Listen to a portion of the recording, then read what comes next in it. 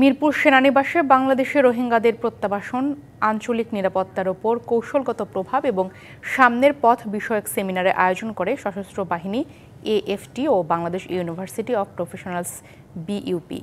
রোহিঙ্গা সমস্যার সমাধানে কথা বলছেন পররাষ্ট্র উপদেষ্টা। সরাসরি যুক্ত হচ্ছে সেখানে।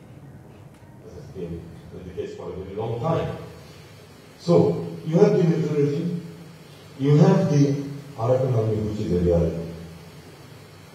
Because for us, Myanmar is largely a state. Decisions may be taken elsewhere, maybe in Bangkok, maybe in other countries in the world, but the fact remains that the Arakan army is in possession, is in control of the Rakhine state.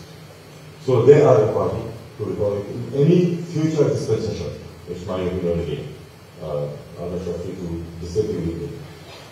In any future dispensation, when the dust settles, Arakan army is going to call the shots as regards the situation and the state of affairs in Arakan state. So they are the party. There are then a non-state actor and a government which recognizes the Myanmar state. It's